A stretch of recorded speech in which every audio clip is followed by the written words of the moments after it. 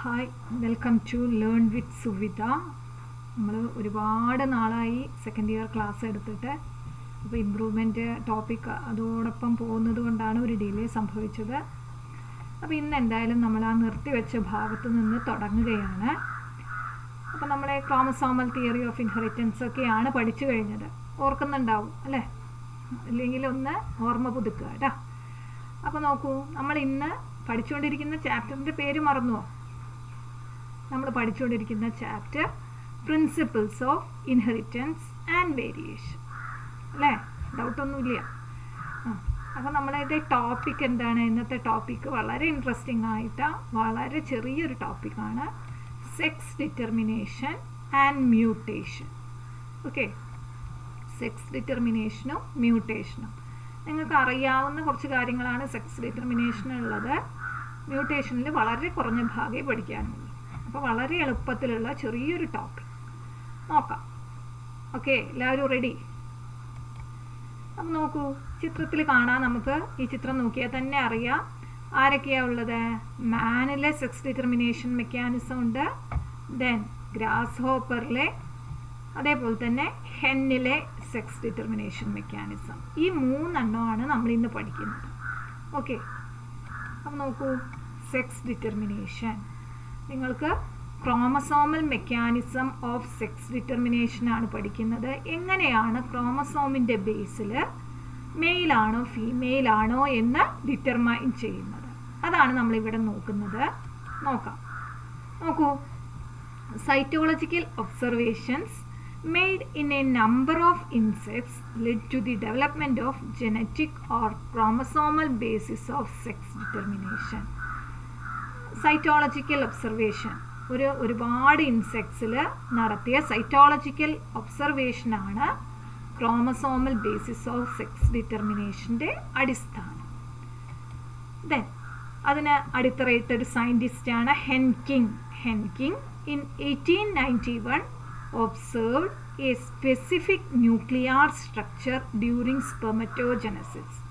അങ്ങനെ സ്പെർമറ്റോജനസിസ് സ്റ്റഡി ചെയ്യുന്ന സമയത്ത് ഹെൻകിങ് എന്ന് പറയുന്ന ഒരു സയൻറ്റിസ്റ്റ് ഒരു പർട്ടിക്കുലർ സ്ട്രക്ചറിനെ ന്യൂക്ലിയസിൽ ഒബ്സർവ് ചെയ്തു. ഓക്കെ, ക്ലിയർ ആവുന്നുണ്ടാവും? അപ്പോൾ ഇൻസെക്ട്സിലാണ് ആദ്യമായിട്ട് ഒരു chromosomal basis of sex determination നമ്മൾ സ്റ്റഡി ചെയ്തത്. അതിന് അടിത്തറയിട്ട സയൻറ്റിസ്റ്റാണ് ഹെൻകിങ്.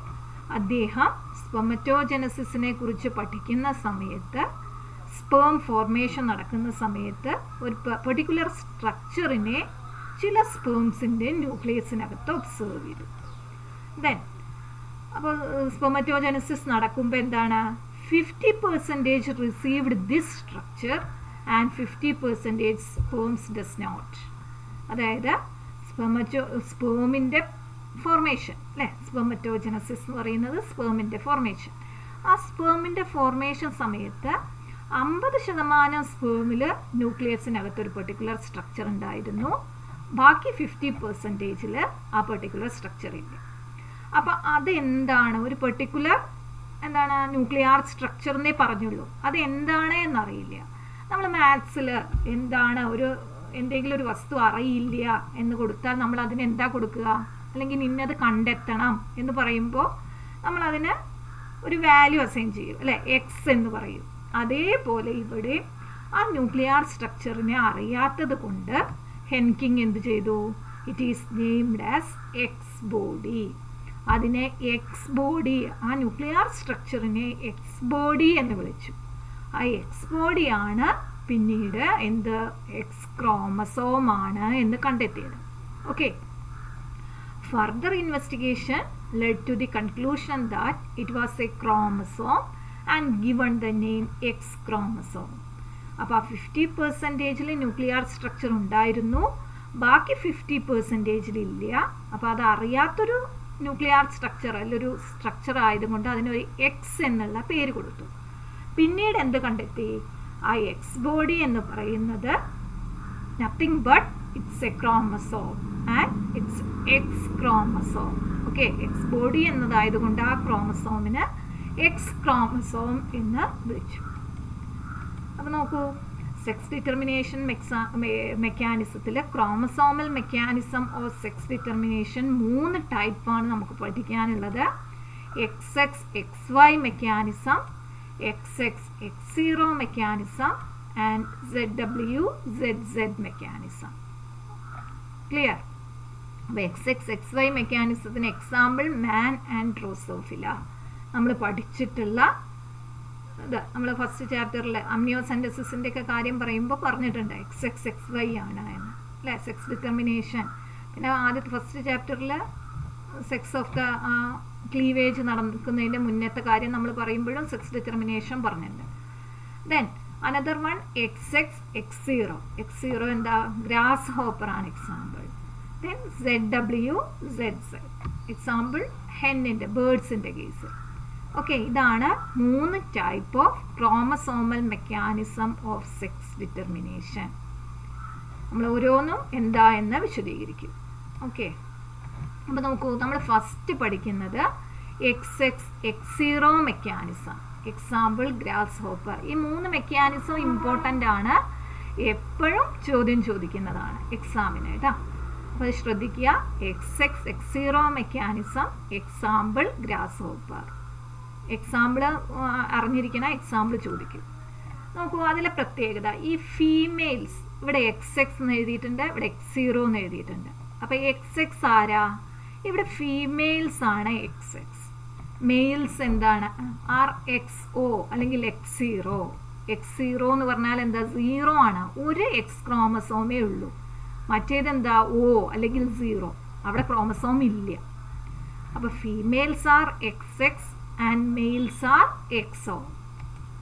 ഫീമെയിൽസ് പ്രൊഡ്യൂസ്, ഇപ്പം നമുക്കറിയാം ഊജനസിസ് അല്ലെങ്കിൽ ഓവം പ്രൊഡക്ഷൻ്റെ സമയത്ത് എന്തുണ്ടാവും? Females 2 type of eggs produce ചെയ്യും. അതിലെന്താണ്? എല്ലാ എഗ്സിലും X ക്രോമസോം ആയിരിക്കും. Female produce eggs all having X chromosome. നോക്കൂ, എല്ലാം സെക്സ് ക്രോമസോം X ക്രോമസോമാണ്. അതുകൊണ്ട് ഉണ്ടാകുന്ന ഓവത്തിലെല്ലാം എന്തായിരിക്കും? X ക്രോമസോം ആയിരിക്കും. എന്നാൽ മെയിലിൻ്റെ കേസ് എന്താ നോക്കൂ, male produce 2 type of sperms, 50% having X chromosome അല്ലേ. X ക്രോമസോം ഉള്ള 50% സ്പേമും ആൻഡ് 50% വിത്തൗട്ട് അല്ലേ. ഇവിടെ O ആണ്, 0 ആണ്. അപ്പോൾ ഇവിടെ മിയോസിസ് നടക്കുന്ന സമയത്ത് പകുതിയിൽ Xഉം പകുതി X ഇല്ലാത്തത്. അപ്പം males are heterogametic. Males are heterogametic. ആ ടേം ശ്രദ്ധിക്കണം, എക്സാമിന് ചോദിക്കാറുണ്ട്. What is heterogametic? Give example. Heterogametic male എന്ന് പറയുമ്പോൾ എന്താ? ഹെറ്റിറോ മീൻസ് ഡിഫറെൻറ്റ് അല്ലേ, gamete. Different type of gametes are produced by the male. Clear? Heterogametic means different types of gametes are produced. ഇവിടെ ആരാ heterogame? Male. Male 2 type of sperms produce ചെയ്യുന്നുണ്ട്. 50% X ഉള്ളതും 50% X ഇല്ലാത്തതും. അതുകൊണ്ട് മെയിൽസിനെ ഹെറ്ററോഗ്യാമീറ്റിക് എന്ന് വിളിക്കുന്നു. Clear? Then നോക്കൂ, ഇവിടെ എഗ്സ് എല്ലാം എന്താണ്? X ക്രോമസോം ഉള്ളതാണ്. അപ്പോൾ eggs fertilised by sperm having X chromosome. എഗ്സിൽ എന്തുണ്ട്? എഗ്ഗിൽ X ക്രോമസോം ഉണ്ട്. ആ X ക്രോമസോം ഉള്ള എഗ്ഗ് X ക്രോമസോം ഉള്ള സ്പേമുമായിട്ടാണ് ഫ്യൂസ് ചെയ്യുന്നതെങ്കിൽ എന്ത് കണ്ടീഷനാവും? XX condition. ആ XX ആരാ? ഫീമെയിൽ അല്ലേ.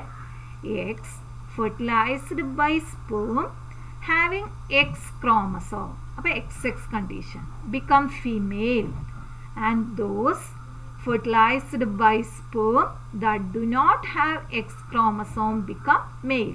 അപ്പോൾ XO കണ്ടീഷനായി, ഫീമെയിലിലെ Xഉം മറ്റേതിൽ X ക്രോമസോം ഇല്ല. അപ്പോൾ XO. അപ്പോൾ അത് ആരാണ്? മെയിലാണ്. ക്ലിയർ? അപ്പോൾ നോക്കൂ, നമ്മൾ പറഞ്ഞത് female XX, male X0. Gamete produce ചെയ്യുമ്പോൾ എന്താണ്? ഫീമെയിലിൽ ഉണ്ടാകുന്ന എല്ലാ ഗ്യാമീറ്റും എന്താ? എത്ര ഗ്യാമീറ്റ് പ്രൊഡ്യൂസ് ചെയ്താലും അതിലെല്ലാം X ക്രോമസോം. മെയിലിൻ്റെ കേസിലോ X ഉള്ള ക്രോമസോം ഉള്ള ഗ്യാമീറ്റും എക്സ് ഇല്ലാത്തത്. ഓ എന്ന് പറയുമ്പോൾ നമ്മൾ 0 ഇല്ലാത്തത്. നോക്കൂ, ഈ എക്സ് ഉള്ള ഓവം ഈ എക്സ് ഉള്ള സ്പേമുമായിട്ട് ഫ്യൂസ് ചെയ്യുമ്പോൾ എന്താ സംഭവിക്കുക? XX condition. XX കണ്ടീഷൻ എന്ന് പറയുമ്പോൾ ഫീമെയിൽ. ഈ എക്സ് ഉള്ള ഓവം ഈ എക്സ് ഇല്ലാത്ത സ്പേമുമായിട്ട് ഫ്യൂസ് ചെയ്യുമ്പോൾ എക്സോ കണ്ടീഷൻ. X0 എന്ന് പറയുമ്പോൾ മെയിൽ. ഓക്കെ, ഇതാണ് XX X0 mechanism. Example grasshopper. അപ്പോൾ നോക്കൂ, നിങ്ങളോടൊരു ചോദ്യം. Is the number of chromosome in males and females are same? ഇവിടെ മെയിലിലെയും ഫീമെയിലിലെയും ക്രോമസോം നമ്പർ തുല്യമാണോ? ആയിരിക്കില്ല അല്ലേ? എന്താ കാരണം? കാരണം ഇവിടെ എന്താണ്, എപ്പോഴും മെയിലിൽ ഒരു ക്രോമസോം നമ്പർ ഫീമെയിലിനേക്കാൾ കുറവായിരിക്കും. ഓക്കെ, അപ്പോൾ is the number of chromosome in males and females are equal? No അല്ലേ? 1 chromosome is less in male. ഒരു ക്രോമസോം എപ്പോഴും മെയിലിൽ കുറവായിരിക്കും. അപ്പോൾ അതാണ് XX X0 mechanism. Example grasshopper. Clear? ഇവിടെ മെയിൽ ഹെറ്ററോഗ്യാമീറ്റി ആണ് എന്ന് ആലോചിക്കുക. നമ്മൾ ആദ്യം പറയുന്നതെല്ലാം ഫീമെയിലാണ്, പിന്നെയാണ് മെയിൽ. അപ്പോൾ XX ഫീമെയിലിൽ ഒരേ ടൈപ്പ് എഗ്ഗ്, മെയിൽ X0 ആണ്. 2 ഡിഫറെൻറ്റ് ടൈപ്പ് ഓഫ് സ്പേംസ്. അപ്പോൾ ഇവിടെ ആരാണ് കുഞ്ഞിൻ്റെ സെക്സ് ഡിറ്റർമൈൻ ചെയ്യുക? സ്പേം ആണോ ഓവമാണോ? Yes, correct. ആരാണ്? സ്പേം അല്ലേ? കാരണം ഏത് ടൈപ്പ് ഓഫ് സ്പേം ആണ് ഫ്യൂസ് ചെയ്യുന്നത് എന്നതിനെ ഡിപ്പെൻഡ് ചെയ്തിരിക്കും കുഞ്ഞിൻ്റെ സെക്സ്, മെയിലാണോ ഫീമെയിലാണോ. ഇവിടെ ഫീമെയിലിൽ എന്തേ ഉള്ളൂ? എല്ലാം എഗ്ഗ് എല്ലാം എക്സ് ആണ്. അതുകൊണ്ട് എഗ്ഗ് അതിന് അവിടെ പ്രത്യേകിച്ച് സെക്സ് ഡിറ്റർമിനേഷന് റോളില്ല. മെയിലാണ് ഡിറ്റർമൈൻ ചെയ്യുന്നത്. ഓക്കെ, ദെൻ നെക്സ്റ്റ് അടുത്തത് ZW മെക്കാനിസം. എക്സാമ്പിൾ ബേർഡ്സിൻ്റെ കേസിൽ, നമ്മളെ ഹെന്നൊക്കെ കേസിൽ കേട്ടോ. അപ്പോൾ നമുക്ക് ഇവിടെയും ZZ എന്ന് പറയുന്നത് ഫീമെയിലാണ്, ZZ എന്ന് പറയുന്നത് മെയിലാണ്, ZW എന്ന് പറയുന്നത് ഫീമെയിലാണ്. ശ്രദ്ധിക്കണം, ZZ മെയിൽ, ZW ഫീമെയിൽ. നോക്കൂ, females are ZW female, ZZ male. Females ZW ആണ്, മെയിൽസ് ZZ ആണ്. അപ്പോൾ അതിൽ നിന്ന് തന്നെ ക്ലിയർ ആണ് ഇവിടെ ആരാ ഹെറ്ററോഗ്യാമീറ്റിക്? ഫീമെയിൽസ് ആർ ഹെറ്ററോഗ്യാമീറ്റിക് അല്ലേ? Females 2 type of eggs produce ചെയ്യും. 50% having 1 type of chromosome and other 50% having other type of chromosome. So females are heterogamitic. Female heterogamity present in the case of hen. Okay. Females are ZW, males ZZ. Females heterogamitic. നോക്കൂ, ഇവിടെ മെയിലിൻ്റെ case എന്താ? Male produce sperms all having same chromosome. എല്ലാ സ്പേമിലും എന്തേ ഉള്ളൂ? ഒരേ type ക്രോമസോമേ ഉള്ളൂ അല്ലേ? നോക്കിയാൽ അറിയാം ZZ ആണ്. ഇവിടെ നമ്മൾ എക്സിനും വൈക്കും പകരം ZW ZZ എന്ന് കൊടുത്തതിന് കാരണം എന്താ? നമ്മൾ നേരത്തെ കേസുമായിട്ട് മാറിപ്പോവാതിരിക്കാൻ, അല്ലെങ്കിൽ XX XY മെക്കാനിസം ഒക്കെ ആയിട്ട് മാറിപ്പോവാതിരിക്കാനാണ് ഇവിടെ ഇത് കൊടുത്തിട്ടുള്ളത്. അല്ലാതെ ക്രോമസോമിൻ്റെ പേര് Z ഒന്നുമല്ല. ക്രോമസോം XX XY തന്നെയാണ്. പക്ഷെ ഇവിടെ എന്താണ്? ഫീമെയിലാണ് XY എന്ന് എഴുതേണ്ടി വരുന്നത്. അപ്പോൾ ഫീമെയിൽ XYയും മെയിൽ XX ആണ്. അപ്പോൾ ഇനി നമ്മൾ പറയുന്ന മാൻ എന്ന് പറയുന്ന കേസുമായിട്ട് മാറിപ്പോവും. മാനിൽ എന്താണ്? മെയിലാണ് XY, ഫീമെയിൽ XX ആണ്. അപ്പോൾ അതുള്ള കൺഫ്യൂഷൻ ഒഴിവാക്കാൻ വേണ്ടിയിട്ടാണ് ഇവിടെ ZW ZZ കൊടുത്തിരിക്കുന്നത്. ഓക്കെ, അപ്പോൾ മെയിലാണ് ഇവിടെ ഹോമോഗ്യാമീറ്റിക്, ഫീമെയിൽ ഹെറ്ററോഗ്യാമീറ്റിയാണ്. അപ്പോൾ ഇവിടെ ആരാണ് കുഞ്ഞിൻ്റെ, ചിക്കിൻ്റെ അല്ലേ, ഒരു കോഴിക്കുഞ്ഞിൻ്റെ സെക്സ് ഡിറ്റർമൈൻ ചെയ്യുന്നത്? കോക്കാണോ ഹെന്നാണോ? അല്ലേ, എഗ്ഗാണ്. അപ്പോൾ ഹെന്നാണ് എന്ത്? Sex of the of spring determine ചെയ്യുന്നത്. കാരണം ഏത് ക്രോമസോമുള്ള എഗ്ഗാണ് സ്പേമുമായിട്ട് ഫ്യൂസ് ചെയ്യുന്നത് അതിനെ ഡിപ്പെൻഡ് ചെയ്തിരിക്കും ചിക്ക് കോഴിക്കുഞ്ഞ് കോക്കാവണോ ഹെന്നാണോ എന്ന് തീരുമാനിക്കുക. അപ്പോൾ ഫീമെയിൽസ് ആണ് ഹെറ്ററോഗാമേറ്റിക്. നോക്കൂ, ഫീമെയിൽസ് ആർ ഹെറ്ററോഗാമേറ്റിക്. അപ്പോൾ ZW എന്ന് പറയുന്ന ഫീമെയിൽ, ZZ എന്ന് പറയുന്ന male. Female produce 2 types of XZ, ഒരു പെർട്ടിക്കുലർ ടൈപ്പ് ഓഫ് ക്രോമസോം ഉള്ളതും അനദർ ടൈപ്പ് ഓഫ് ക്രോമസോം ഉള്ളതും. മെയിലുള്ള സ്പേംസ് എല്ലാം എന്താണ്, ഒരേ ടൈപ്പാണ്. അപ്പോൾ ഇവിടെ ZZ ഫ്യൂസ് ചെയ്താൽ എന്തുണ്ടാവും, ZZ ആയാൽ മെയിലായി, കോക്കായി. ZW ആയാൽ എന്തായി, ഫീമെയിലായി, ഹെന്നായി അല്ലേ. ZZ മെയിലായി, ZW ഫീമെയിലായി. The number of chromosome in male and females are equal അല്ലേ. നേരത്തെ കേസ് പോലെയല്ല, ഇവിടെ ക്രോമസോം നമ്പർ ഈക്വൽ ആണ്. പക്ഷേ മെയിലിലെയും ഫീമെയിലിലെയും ഹെറ്ററോഗാമീറ്റിക് കണ്ടീഷൻ, ഫീമെയിൽസ് ആണ് 2 type of ovum egg produce ചെയ്യുന്നത്. മെയിൽ ഒരു സിംഗിൾ ടൈപ്പ് ഓഫ് സ്പേം മാത്രമേ പ്രൊഡ്യൂസ് ചെയ്യുന്നുള്ളൂ. അപ്പോൾ ഇവിടെ സെക്സ് ഡിറ്റർമിനേഷൻ നടത്തുന്നത് ഹെന്നാണ്, ഫീമെയിൽസ് ആണ്. ഓക്കെ, ഇനി നമ്മൾക്ക് സുപരിചിതമായത് അവസാനത്തേക്ക് വെച്ചതാണ്, നമുക്ക് നിങ്ങൾക്ക് അറിയുന്ന, നിങ്ങൾ പഠിച്ച കേസ് ആയതുകൊണ്ട്. നോക്കൂ, XX XY mechanism in the case of man and Drosophila, രണ്ടും നമ്മൾ പഠിച്ചതാണ്. അപ്പോൾ XX എന്ന് പറയുന്നത് ആരാണ്, ഇവിടെ ഫീമെയിലാണ്. XY മെയിലാണ്. Females are XX, males are XY. Female produce eggs of similar type, all having X chromosome. Male produce 2 type of sperms, 50% having X chromosome and 50% having Y chromosome. അല്ലേ, ഇതെല്ലാം നമ്മൾ ഫസ്റ്റ് ചാപ്റ്ററിൽ പഠിച്ചതാണ്. നോക്കൂ, ഫാദർ XY, മദർ XX. ഫാദറിൽ നിന്ന് 2 type of sperms, X and Y. Then മദറിൽ only 1 type of egg. അത് ഏത് സ്പേമാണോ ഓവവുമായിട്ട് ഫ്യൂസ് ചെയ്യുന്നത് അതിനെ ഡിപ്പെൻഡ് ചെയ്തിരിക്കും ഡോട്ടറാണോ സണ്ണാണോ. എക്സ് കണ്ടെയ്നിങ് സ്പേമാണ് ഫ്യൂസ് ചെയ്യുന്നതെങ്കിൽ XX condition daughter, Y containing സ്പേമാണെങ്കിൽ XY കണ്ടീഷൻ സൺ. ഓക്കെ, അപ്പോൾ ഇവിടെ ആരാണ്, മെയിലാണോ ഫീമെയിലാണോ heterogametic? Male are heterogametic. Male produce 2 different type of gametes. 50% having X chromosome and other 50% having Y chromosome. Okay. ഇതേപോലെ നോക്കൂ, ഇവിടെ Y containing sperm നേരത്തെ കാണിച്ചത് തന്നെ നമ്മൾ ചിത്രത്തിൽ കാണിക്കുന്നേലോ, X containing sperm. അപ്പോൾ ഇവിടെ എഗ്ഗിൽ എന്താണ്, എല്ലാ എഗ്ഗും X ക്രോമസോം ഉള്ളതാണ്. അപ്പോൾ എക്സും വൈയും കൂടെ ഫ്യൂസ് ചെയ്താൽ ബോയ് ആയി, എക്സും എക്സ് ഉള്ള സ്പേമും കൂടെ ഫ്യൂസ് ചെയ്താൽ ഗേളായി, XX condition. Okay, genetic makeup of the sperm that determines the sex of the child. ഒരു കുട്ടിയുടെ സെക്സ് ഡിറ്റർമൈൻ ചെയ്യുന്നത് ആരാണ്, ഇവിടെ മെയിൽസ് ആണ് അല്ലേ, സ്പേം ആണ് ഡിറ്റർമൈൻ ചെയ്യുന്നത്.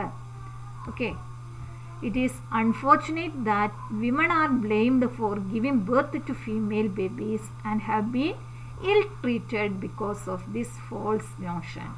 അല്ലേ, നമ്മുടെ നാട്ടിലെല്ലാം സംഭവിക്കുന്നതാണ്. നമ്മുടെ നാടിനേക്കാൾ കൂടുതൽ നോർത്ത് ഇന്ത്യൻ സ്റ്റേറ്റുകളിൽ എന്താണ്, എപ്പോഴും സ്ത്രീകളെയാണ് കുറ്റപ്പെടുത്തുക. Woman are blamed for giving birth to female babies. ഒരു കുട്ടി പെൺകുഞ്ഞ് ജനിച്ചാൽ എപ്പോഴും ആരെയാണ് കുറ്റപ്പെടുത്തുക, സ്ത്രീകളെയാണ്, അമ്മയെയാണ് കുറ്റപ്പെടുത്തുന്നത്. പക്ഷേ ഇവിടെ നമ്മൾ ഒരു സയൻസ് സ്റ്റുഡൻറ്റ് എന്നുള്ള നിലയ്ക്ക് നമുക്കറിയാം എന്താണ്, അമ്മയല്ല ഒരു കുഞ്ഞിൻ്റെ സെക്സ് ഡിറ്റർമൈൻ ചെയ്യുന്നത്, അച്ഛനിൽ നിന്ന് പ്രൊഡ്യൂസ് ചെയ്ത സ്പേമാണ്. And have been ill treated because of this false notion അല്ലേ. അപ്പോൾ ഇങ്ങനെ ഒരു പെൺകുഞ്ഞ് ജനിച്ചാൽ ആ അമ്മയെ അമ്മയോട് മോശമായി പെരുമാറുന്ന പല കുടുംബങ്ങളും ഇന്ന് അത്രത്തോളം ഇല്ല, പക്ഷേ നമ്മുടെ നോർത്ത് ഇന്ത്യൻ സ്റ്റേറ്റുകളിലൊക്കെ ഇപ്പോഴും ഒരു പെൺകുഞ്ഞ് ജനിച്ചതിൻ്റെ ഉത്തരവാദിയായി അമ്മയെ കണക്കാക്കി മോശം പെരുമാറുന്ന ഒരുപാട് സ്ഥലങ്ങളുണ്ട്. നമ്മുടെ സ്ഥലങ്ങളിലും ഉണ്ടാവാം അല്ലേ. ഫസ്റ്റ് കുട്ടി പെൺകുട്ടിയായി, രണ്ടാമത്തെ കുട്ടിയും പെൺകുട്ടിയായി, മൂന്നാമത്തെ കുട്ടിയും പെൺകുട്ടിയായാലുള്ള അവസ്ഥ, ആ അമ്മയോടുള്ള പെരുമാറ്റം. അപ്പോൾ ഇവിടെ ഒരു സയൻസ് സ്റ്റുഡൻറ്റ് എന്നുള്ള നിലയ്ക്ക് നിങ്ങൾക്കറിയാം എന്താണ്, സ്പേം ആണ് ഇവിടെ കുഞ്ഞിൻ്റെ സെക്സ് ഡിറ്റർമൈൻ ചെയ്തത്. ഓക്കെ, അപ്പോൾ ഇത് ഒരു എക്സാമിനുള്ള ഒരു ക്വസ്റ്റ്യൻ കൂടിയാണ് കേട്ടോ. ഇത് പെൺകുഞ്ഞിൻ്റെ അല്ല ഒരു കുഞ്ഞിൻ്റെ സെക്സ് ഡിറ്റർമൈൻ ചെയ്യുന്നത് അമ്മയാണ്, നിങ്ങൾ എഗ്രി ചെയ്യുന്നുണ്ടോ, അല്ലെങ്കിൽ അച്ഛനാണ്, നിങ്ങൾ എഗ്രി ചെയ്യുന്നുണ്ടോ, നിങ്ങളുടെ സ്റ്റേറ്റ്മെൻറ്റിനെ സാധൂകരിക്കുക, ജസ്റ്റിഫൈ യുവർ സ്റ്റേറ്റ്മെൻറ്റ്. അത്തരത്തിലുള്ള ഒരു ക്വസ്റ്റ്യൻ എപ്പോഴും ചോദിക്കുന്നതാണ്. ഡ്രോസോഫില്ലയാണ് കേട്ടോ, അവിടെ ഒന്ന് ശ്രദ്ധിക്കണേ, correct, DROSO. Then another interesting case of sex determination in honeybee. ഹണിബീയിലെ സെക്സ് ഡിറ്റർമിനേഷൻ മെക്കാനിസം. ഹണിബീ എന്ന് പറഞ്ഞാൽ തേനീച്ച അല്ലേ. തേനീച്ചയിൽ എങ്ങനെയാണ് സെക്സ് ഡിറ്റർമിനേഷൻ മെക്കാനിസം നടക്കുന്നത്? നോക്കൂ, വലിയൊരു തേനീച്ച. ചിത്രം അത്ര ക്ലിയർ അല്ല, എന്നാലും നോക്കാം. Sex determination mechanism. It is based on the number of sets of chromosomes and individual receives. എത്ര ക്രോമസോമാണ് കിട്ടുന്നത്, ഹാപ്ലോയിഡ് സെറ്റാണോ ഡിപ്ലോയിഡ് സെറ്റാണോ എന്നതിനെ ബേസ് ചെയ്തിട്ടാണ് ഹണി ബീയിലെ സെക്സ് ഡിറ്റർമിനേഷൻ. നോക്കൂ, an offspring formed by the union of sperm and egg develops as female. ഒരു കുഞ്ഞ് സ്പേമും എഗ്ഗും കൂടെ fuse ചെയ്തിട്ടാണ് ഒരു കുഞ്ഞുണ്ടാകുന്നതെങ്കിൽ അത് ഫീമെയിൽ ആയിരിക്കും. ഹണിബീയുടെ കേസിൽ സ്പേമും എഗ്ഗും കൂടെ ഫെർട്ടിലൈസേഷൻ നടന്നിട്ടാണ് കുഞ്ഞുണ്ടാകുന്നതെങ്കിൽ ആ കുഞ്ഞ് ഫീമെയിൽ ആയിരിക്കും. ഫീമെയിൽ എന്ന് പറയുമ്പോൾ ഹണിബീയുടെ കോളനിയിൽ ആരൊക്കെയാണ് ഉള്ളത്? ക്യൂനുണ്ട്, വർക്കേഴ്സ് ഉണ്ട്, ദെൻ ഡ്രോൺസ് ഉണ്ട് അല്ലേ. ക്യൂനും വർക്കറും എന്ന് പറയുന്നത് ഫീമെയിലാണ്, ഡ്രോൺസ് ആണ് മെയിൽ. അപ്പോൾ ഇവിടെ ഫെർട്ടിലൈസേഷൻ നടന്ന എഗ്ഗിൽ നിന്ന് ഫീമെയിൽസ് ഡെവലപ്പ് ചെയ്യുന്നു, ക്യൂൻ അല്ലെങ്കിൽ വർക്കർ ഡെവലപ്പ് ചെയ്യുന്നു. അപ്പോൾ ഫെർട്ടിലൈസേഷൻ നടക്കാതെ എഗ്ഗ് ഡെവലപ്പ് ചെയ്യുമോ? ഇല്ലേ, ചെയ്യുന്ന മെത്തേഡില്ലേ, എന്തായിരുന്നു? നോക്കൂ, unfertilised eggs develop by male as male by parthenogenesis അല്ലേ. നിങ്ങൾ ആ ടേം പരിചിതമാണ്, പാർത്തിനോജനസിസ്. പാർത്തിനോട്ട് എന്നുള്ളൊക്കെ പേര്. പാർത്തിനോജനസിസ് എന്ന് പറഞ്ഞാൽ എന്താ? ഫെർട്ടിലൈസേഷൻ നടക്കാതെ എഗ്ഗ് ഡെവലപ്പ് ചെയ്യുന്ന മെത്തേഡിനെ, യങ് വണ്ണായി ഡെവലപ്പ് ചെയ്യുന്ന മെത്തേഡിനെയാണ് പാർത്തിനോജനസിസ് എന്ന് പറയുന്നത്. അപ്പോൾ ഇവിടെ പാർത്തിനോജനസിസ് വഴി ഉണ്ടാകുന്നത് മെയിലും ഫെർട്ടിലൈസേഷൻ വഴി ഉണ്ടാകുന്നത് ഫീമെയിലുമാണ് in the case of honey bee. അപ്പോൾ നോക്കൂ, ആ സെറ്റ് ഓഫ് ക്രോമസോം അപ്പോൾ അവിടെ ക്ലിയർ ആയിരിക്കും അല്ലേ. ഇവിടെ മെയിലിൽ നിന്ന് സ്പേമിൽ നിന്നുള്ള ക്രോമസോമും ഓവത്തിൽ നിന്നുള്ള ക്രോമസോമും കിട്ടി. എന്നാൽ ഇവിടെ എന്തിൽ നിന്നുള്ളത് മാത്രമേ ഉള്ളൂ? സ്പേം ഇല്ല, ഓവം മാത്രമേ ഉള്ളൂ. അപ്പോൾ ഓവത്തിൽ നിന്നുള്ള ക്രോമസോം മാത്രമേ കിട്ടുന്നുള്ളൂ. ക്ലിയർ? അപ്പോൾ ആ സെറ്റ് ഓഫ് ക്രോമസോമാണ് ഒരു ഇൻഡിവിജ്വലിൻ്റെ സെക്സിനെ ഡിറ്റർമൈൻ ചെയ്യുന്നത്. ഫെർട്ടിലൈസേഷൻ നടന്നാൽ അത് ഫീമെയിലും പാർത്തിനോജനസിസ് വഴിയാണ് എഗ്ഗ് ഡെവലപ്പ് ചെയ്യുന്നതെങ്കിൽ അത് മെയിലുമായിരിക്കും. അപ്പം നോക്കൂ, ഫീമെയിൽസ് ആർ ഡിപ്ലോയിഡ് അല്ലേ. സ്പേമും ഓവം കൂടെ ഫ്യൂസ് ചെയ്തുകൊണ്ട് ഡിപ്ലോയിഡ് ആണ്. ഇവിടെ സ്പേമിൽ 16 ക്രോമസോം, ഓവത്തിൽ 16. അപ്പോൾ ഫീമെയിൽസിൻ്റെ കേസിൽ 32 ക്രോമസോം. മെയിൽസ് എന്താണ്? പാർത്തിനോജനസിസ് ആണ്, ഓവം മാത്രമേ ഉള്ളൂ. അപ്പോൾ എന്താണ്? മെയിൽസ് ആർ ഹാപ്ലോയിഡ് ഹാവിങ് എത്രയാ? എഗ്ഗിൽ എത്ര ക്രോമസോമാ? 60. 16 ക്രോമസോം മാത്രമേ മെയിലിലുള്ളൂ.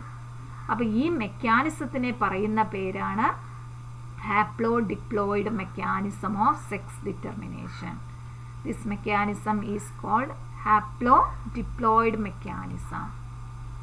Males produce sperms by mitosis. അപ്പോൾ ഇവിടെ മിയോസിസ് നടന്നിട്ടല്ല സ്പേംസ് ഉണ്ടാകുന്നത്. മെയിലിൽ ആകെ എത്ര ക്രോമസോമേ ഉള്ളൂ?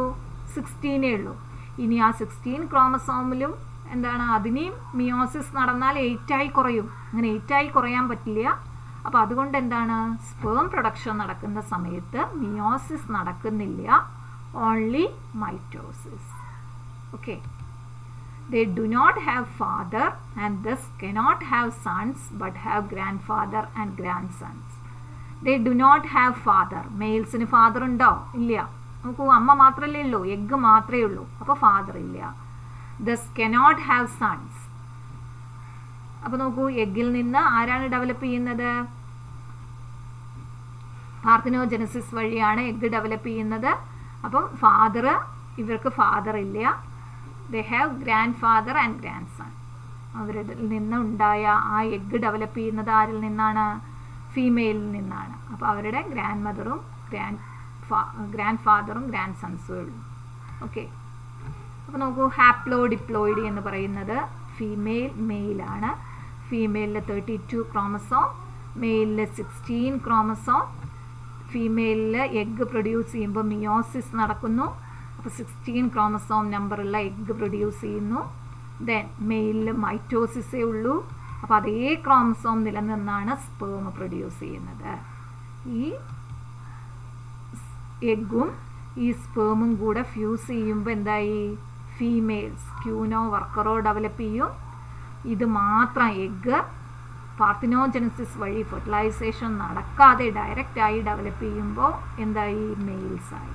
അപ്പോൾ മെയിൽസിലെ ക്രോമസോം നമ്പർ 16, ഫീമെയിലിൽ 2 16 കൂട്ടിയാൽ 32. ക്ലിയർ? ആ mechanism ഹാപ്ലോഡിപ്ലോയിഡി.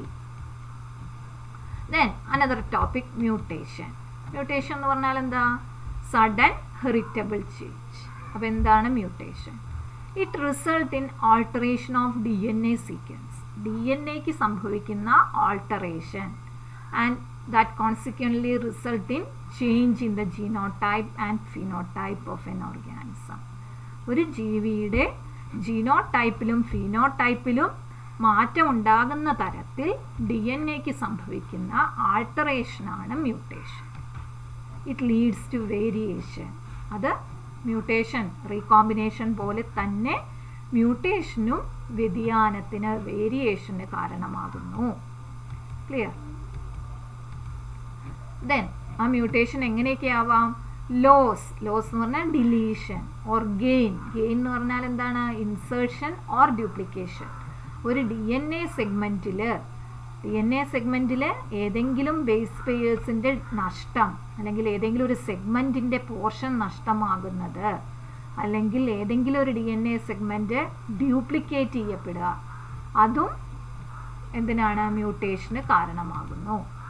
Then mutation also arises due to single base pair change called point mutation. DNA-യിൽ നമ്മൾ അടുത്ത ഇതിൽ പഠിക്കും, DNA-യിൽ ഒരുപാട് നൈട്രജൻ ബേസസ് ഉണ്ട്. ആ നൈട്രജൻ ബേസിൽ ഏതെങ്കിലും ഒരു ബേസ് പെയറിന് മാത്രം മാറ്റം സംഭവിച്ചാലും അത് മ്യൂട്ടേഷനാണ്. അത്തരം മ്യൂട്ടേഷനെ പറയുന്ന പേരാണ് point mutation. Clear? Single base പെയറിൻ്റെ ഇപ്പോൾ 18 GC നമ്മൾ ഫസ്റ്റ് ഇയറിൽ പഠിച്ചതാണ് അല്ലേ? Adenine thymine guanine cytosine. ആ അഡിനൈൻ തൈമിൻ മാറി വേറൊരു ബേസ് പെയർ വന്നാൽ അത് point mutation. Then deletion or insertion of a base pair of DNA also causes frame shift mutation. നമ്മളിവിടെ പറഞ്ഞത് ഒരു സെഗ്മെൻറ്റ് ഓഫ് DNA-ക്കാണ്. ഇവിടെ 1 or 2 ബേസ് പെയറുകളുടെ ഡിലീറ്റ് ചെയ്യപ്പെടുക, അല്ലെങ്കിൽ അത് പുതുതായി വന്നു ചേരുക, ഇതെല്ലാം മ്യൂട്ടേഷന് കാരണമാകുന്നു. ഇത്തരം മ്യൂട്ടേഷനെ പറയുന്ന പേരാണ് ഫ്രെയിം ഷിഫ്റ്റ് മ്യൂട്ടേഷൻ. മ്യൂട്ടേഷന് കാരണമായത് എന്താണ്? കെമിക്കൽ ഏജൻസ് ആവാം, ഫിസിക്കൽ ഏജൻസ് ആവാം. അത്തരം ഏജൻസിനെ പറയുന്ന പേരാണ് മ്യൂട്ടേജൻസ്. മ്യൂട്ടേഷന് കാരണമാകുന്ന കെമിക്കൽ ഏജൻസോ അല്ലെങ്കിൽ ഫിസിക്കൽ ഫാക്ടേഴ്സിനെയോ പറയുന്ന പേര് മ്യൂട്ടേജൻസ്. ഓക്കെ, അപ്പോൾ ഇത്രയാണ് നമുക്ക് പഠിക്കാനുള്ളത്, സെക്സ് ഡിറ്റർമിനേഷനും മ്യൂട്ടേഷനും.